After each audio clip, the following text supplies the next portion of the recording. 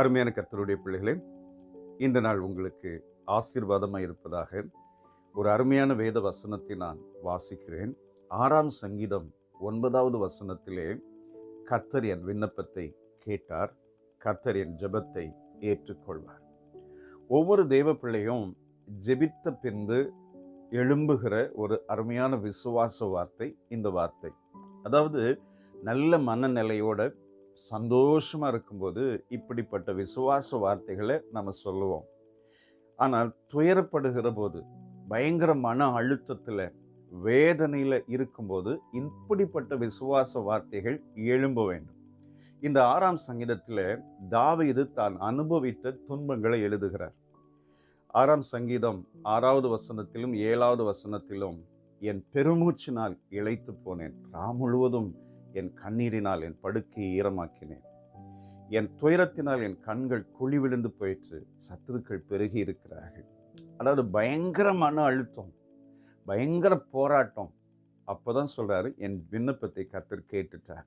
சகோதரா சகோதரி, நல்லா இருக்கும்போது நம்ம விசுவாச வார்த்தைகளை பேசுகிறத காட்டிலும், நம்ம சுற்றிலுமா போராட்டம் இருக்கும்போது நமக்குள்ள ஒரு நம்பிக்கை, விசுவாசம் எழும்பணும். நான் ஜெபம் பண்ணிட்டேன், கர்த்தர் என் ஜெபத்தை கேட்டுட்டார், நிச்சயம் பதில் கொடுப்பார்.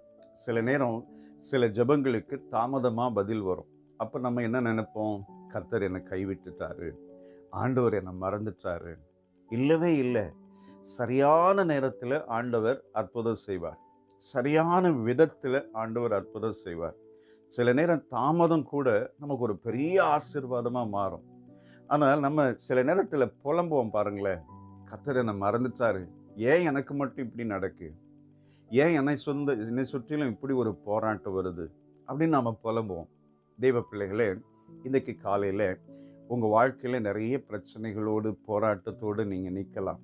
அதாவது நல்லா இருக்கும்போது நீங்கள் வசனத்தை வாசித்து ஜெபித்து விசுவாச வார்த்தைகளை பேசுகிறத காட்டிலும், இப்போ நீங்கள் அனுபவிக்கிற துன்பத்தின் மத்தியில் விசுவாச வார்த்தைகளை சொல்லி பாருங்க, பேசுங்க. என் ஜெபத்தை ஆண்டவர் கேட்டுட்டார், நிச்சயம் பதில் கொடுக்க போறார், நான் அந்த அற்புதத்தை எதிர்பார்க்கிறேன். இந்த கஷ்டங்கள் எல்லாம் மாறும், இந்த வேதனைகள் எல்லாம் மாறும், இந்த பலவீனம் மாறும். என்னுடைய வாழ்க்கையில தேவன் இயற்கைக்கு அப்பாற்பட்ட அற்புதத்தை செய்ய போகிறார். என் தேவைகள் சந்திக்கப்படும். காரணம், நான் ஜெபித்திருக்கிறேன், கர்த்தர் என் ஜெபத்தை கேட்டுட்டார்.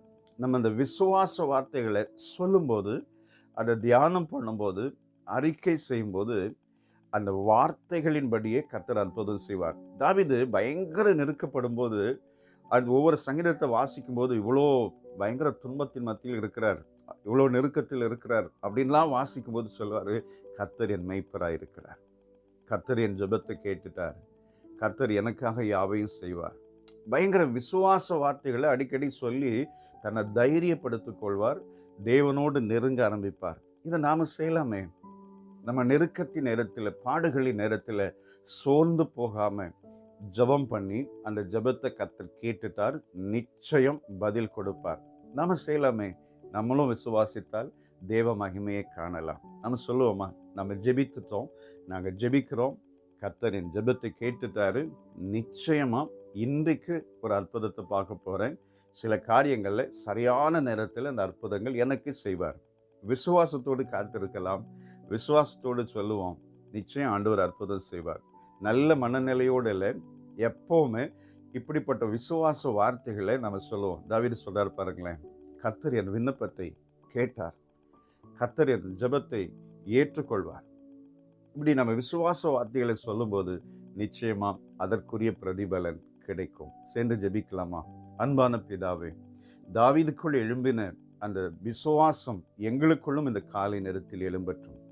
ஆண்டவரே, தாவீது பயங்கர நெருக்கத்தில், மன அழுத்தத்தில் இருக்கும்போது இப்படிப்பட்ட விசுவாச வார்த்தைகளை பேசினதை நாங்கள் பார்க்கிறோம். அதே போல நாங்களும் விசுவாச வார்த்தைகளை பேசி உம்முடைய நாமத்தை மகிமைப்படுத்த அற்புதங்களை காண உதவி செய்யுங்க. இயேசு இரட்சக நாமத்தில் பிதாவே, ஆமென், ஆமென். God bless you. Amen.